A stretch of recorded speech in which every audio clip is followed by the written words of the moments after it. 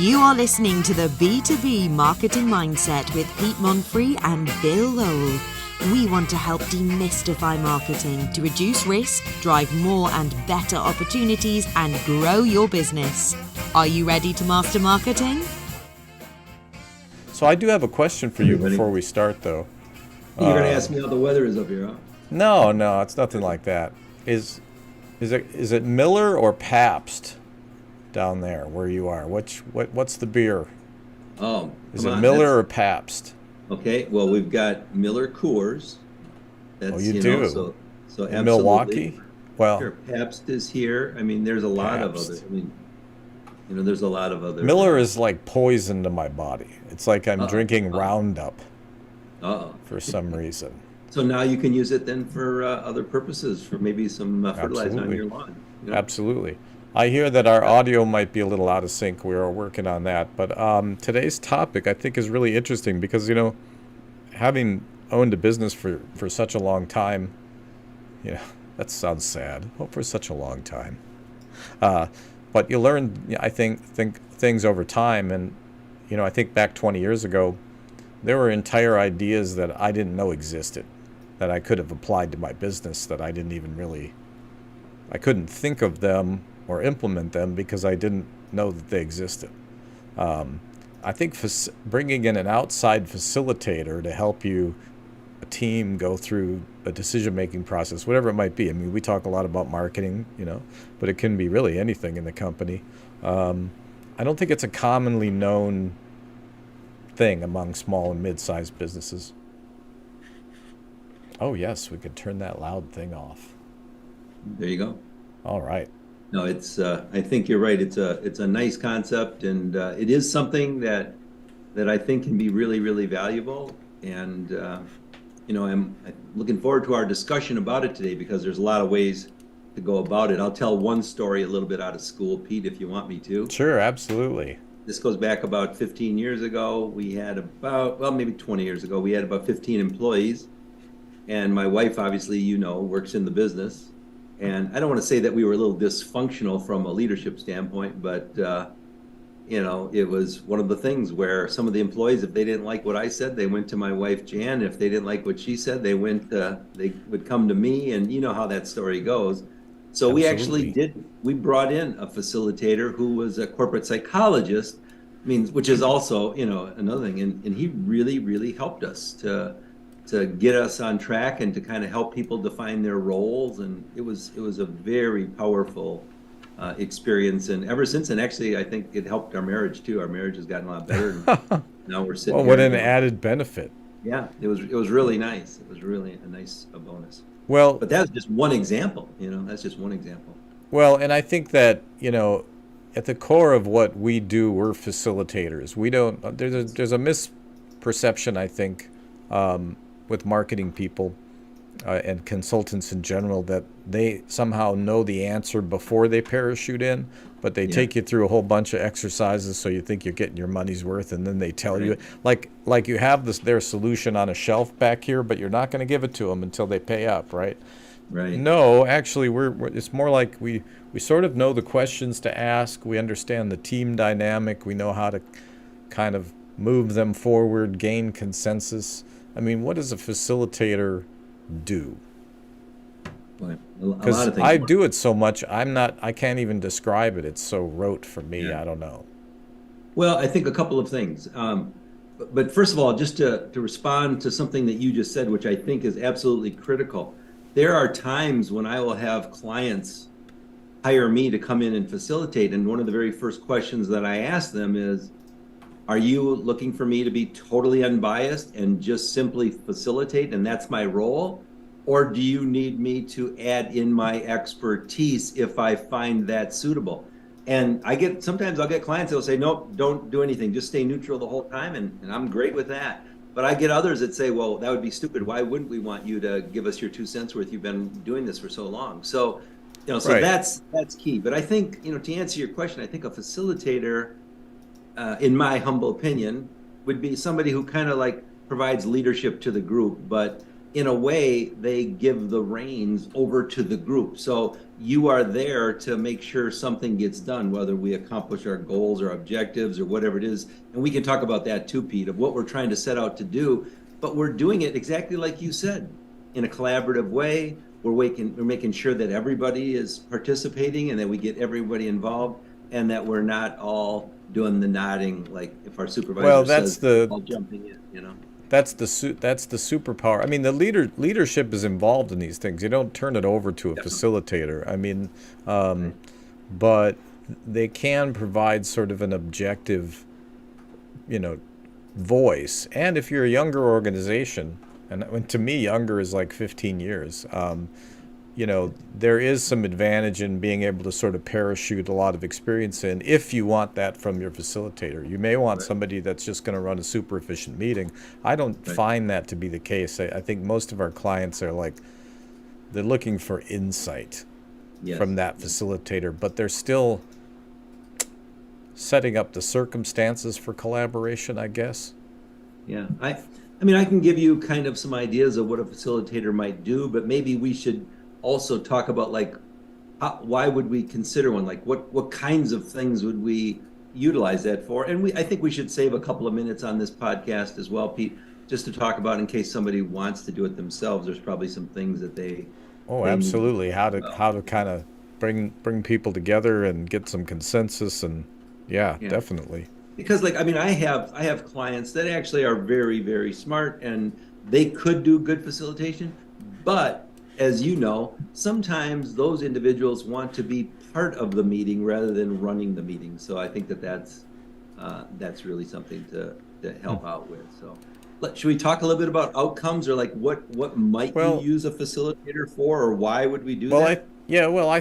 I wanted to mention this too. I think part of the problem is that it's thought of as generally, if people are even familiar with the concept of having a facilitator, they kind of think it's the domain of the big giant companies. And really, that hasn't been my experience. I mean, we work with a lot of smaller and mid-sized companies, and the team might only be 5 people, but it could be 15. I mean, who knows?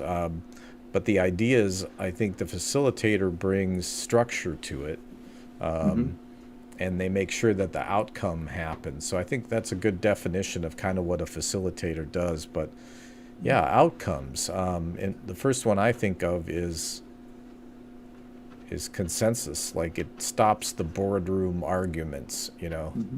This person thinks this, the CEO thinks that, and nobody's really done their research, but they've got really strong opinions. I once had to facilitate a budget meeting for a group of engineers. I mean, so it's so you're right. So consensus can be a good thing, and you could facilitate a lot of different topics. So, but it's not always consensus. Maybe there might be some times when you really need some creativity, or you may need to just do some brainstorming or find out where people feel on a subject, or maybe it's conflict. We got some conflict and we need to resolve it. Like I was telling you about our firm when we brought in the facilitator. So there's lots of ways to do this, and it's important for a lot of different aspects.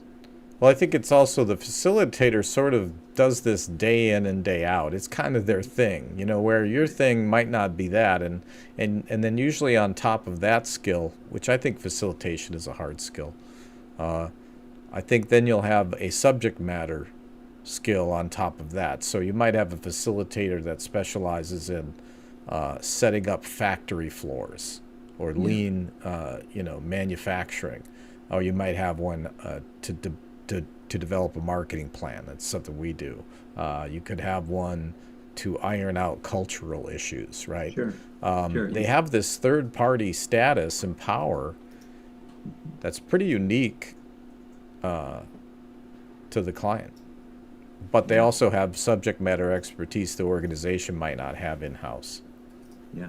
And sometimes it's good just to be the neutral person. I mean, there's been lots of times when I've served at that where the clients tell me, don't use your insights and your expertise. Just like you said, keep us on track from a timing standpoint. Make the process work for us. Get everybody involved. Make sure that people behave themselves. You know what I mean?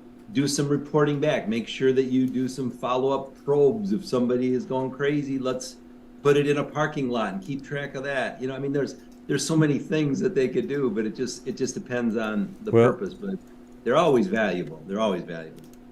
Well, we could be biased because, full disclosure, that's kind of what we do. But when this topic came up, I thought to myself, oh yeah, we can just talk about that. But then when I really started to try to verbalize, well, what does a facilitator do? Because on its surface, it sounds like the most useless kind of consultant you could get. But it's the opposite is kind of true, because you get the additional experience. You get somebody who does this day in and day out, who knows how to work with the team, who has the power of being objective third party, which I just don't think you can underestimate that. And usually they're problem solvers. Like, that's their thing, right? They are problem solvers, but the really good ones, though, they're going to get the group to go towards that, that solution or whatever they need to accomplish on their own. Very rarely have I seen really good facilitators say, "Stop! This is what you got to do." It's yes. it's almost like a psychologist or a psychiatrist kind of getting you to realize, "Hey, I'm all screwed up, and we can get this fixed out." You know what I mean? Their collaboration is part of the mix, and maybe your problem is that your team's not collaborating. Maybe that's the problem that the facilitator is solving. Yeah. Can I give you an example? I'll give you two examples that I think are appropriate to, this audience with regard to marketing, okay?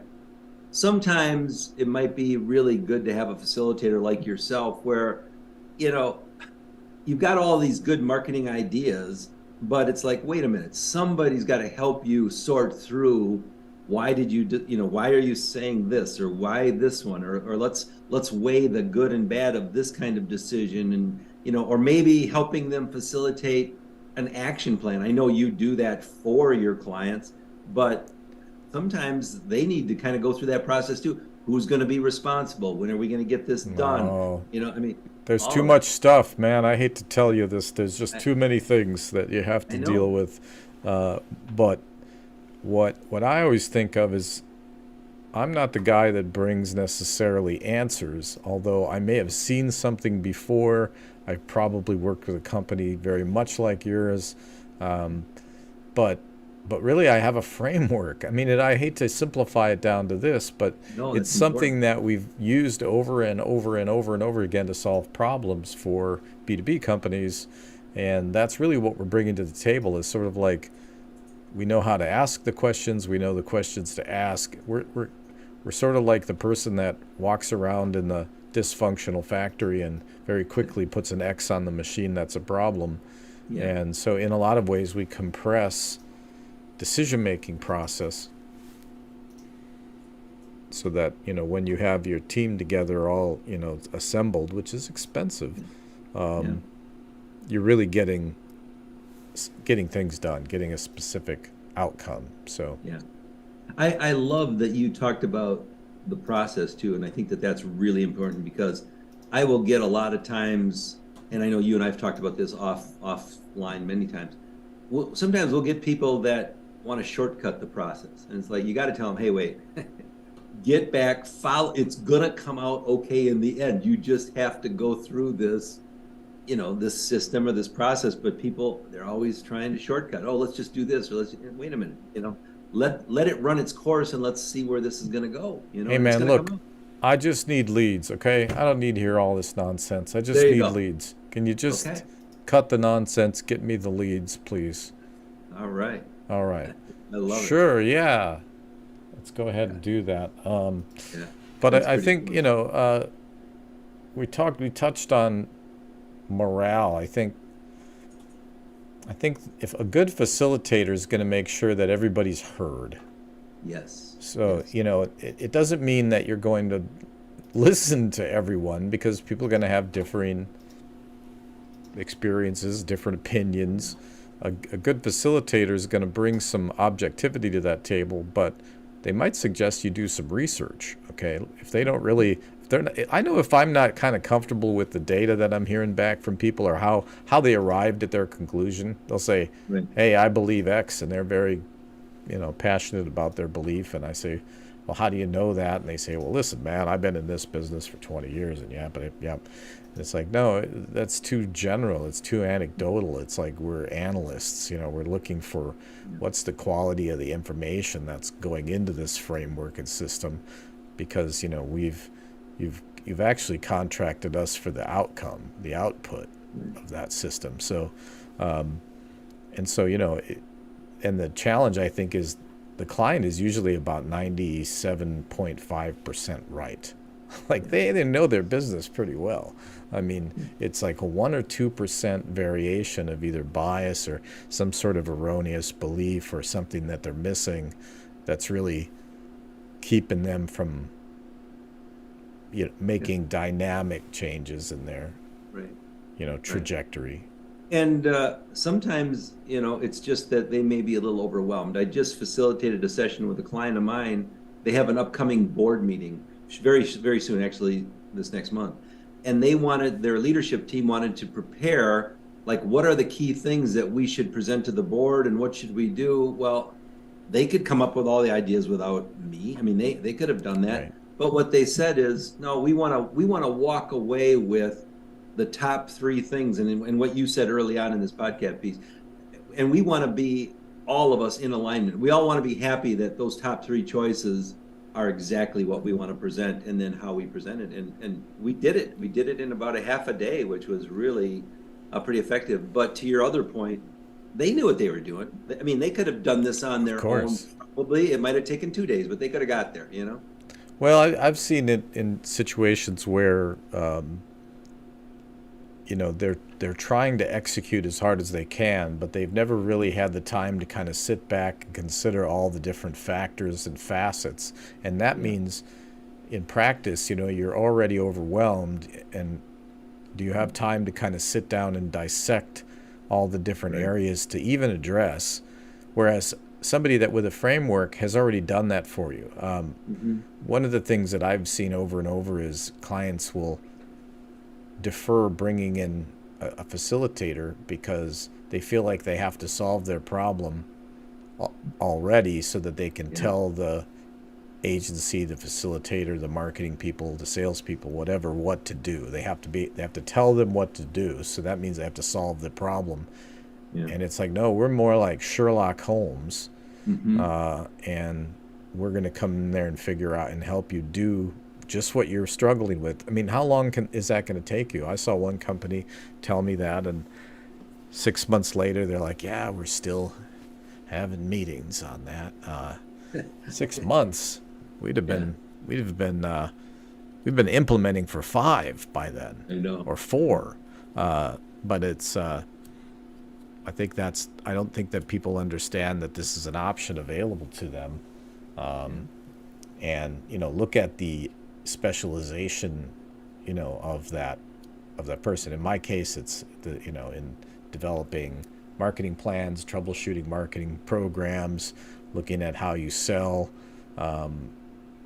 Bill and I have a lot of overlap of what we do, but he's really a researcher, analyst, has proprietary software. Tell us about that software system we were just talking about, how you do research. Well, I don't know if it's on our topic of facilitation, but we do have some software that's been developed exclusively for us, which is pretty extensive and allows us to do some really deep dives into a lot of things. And it's kind of a powerful unit, but it also, at the same time, that same software allows us to facilitate online focus groups. So, I mean, I can do a focus group with people from all over the world, and we've done that, which has been fun because of some of that software. So that's a technique too. So that's, I guess, where I was going with it is that, a lot of times a facilitator will have tools that it only makes sense for them to have the tools because they're expensive. And so you have to be kind of doing this day in and day out. So your area of specialization would be research. Ours is planning, marketing planning. Others have a different focus, right? Other facilitators. And then, like you mentioned, some don't have focus at all. I'm really seeing a lot of lag, and I'm pretty sure that's there's Uh-huh. audio lag going out. So if you're, this will go out as audio as well to our podcast. So it's all well and good. But to those watching on video, we'll figure this out.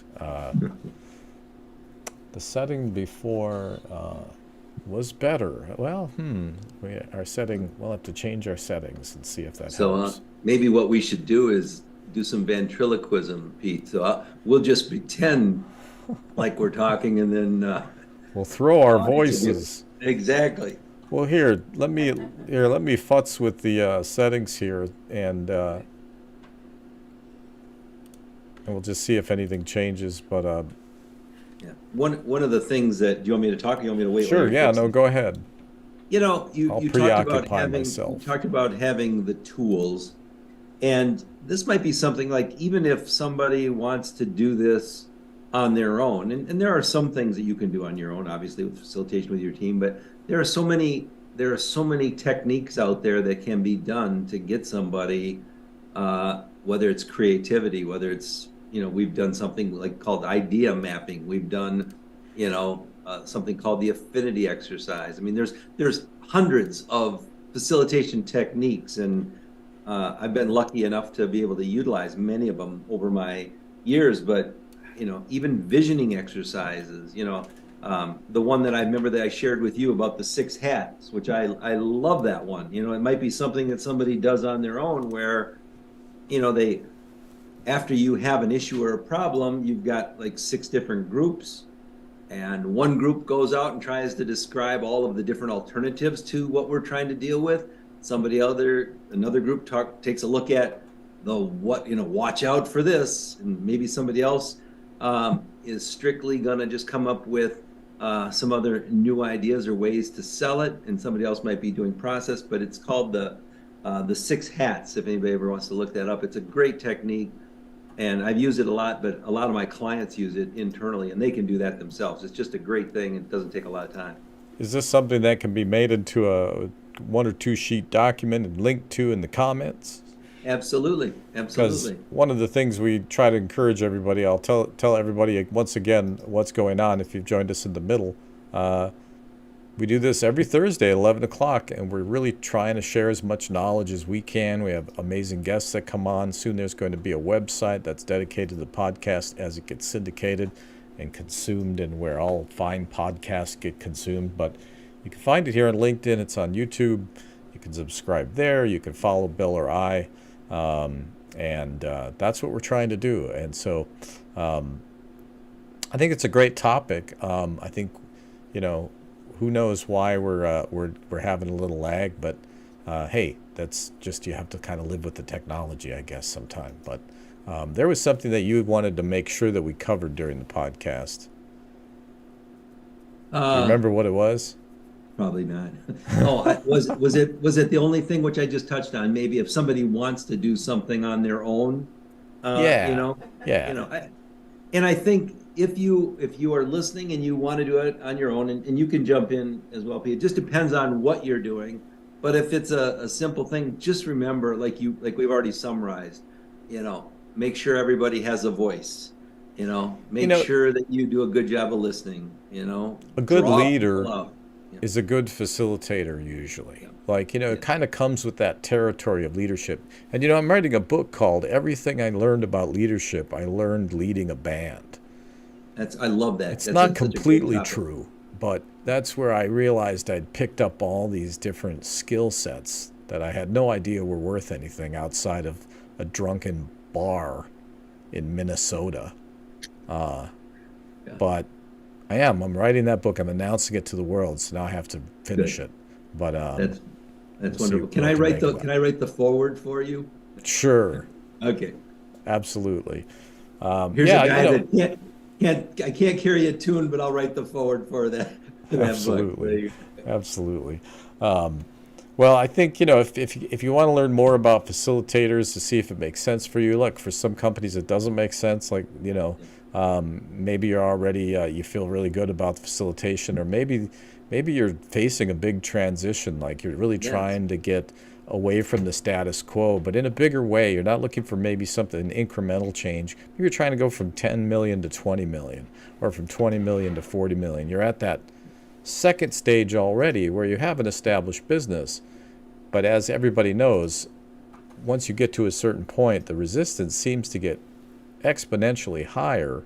And I think this is where facilitators, consultants, where you can buy expertise now, parachute that into your organization, leverage it, and be done with it, and change the specialty, the subject matter expertise, and really make things happen. So I'm glad that we were able to share this idea with people. Can I share one more thought for the people that are listening? And this might Sure. make sense for everyone. Sometimes a good facilitator can facilitate a meeting between two, what I would call complementary businesses. Let me give you an example. I facilitated a series of meetings between an architectural firm and a general contracting firm. I did several between architectural and engineering consulting, engineering consulting and other general contractors. And the point that I'm making is, if you have two organizations that are trying to work more cooperatively together, sometimes having an outsider help facilitate what you're trying to get out of it and how it's going to work is kind of magical, because I don't think they could have pulled that off on their own. I really don't. You've been listening to the B2B Marketing Mindset with Pete Monfrey and Bill Lowell. Add to the conversation by commenting, sharing, and liking. And don't forget to subscribe and check out the links in the comments. Learn more at b2bmarketingmindset.com.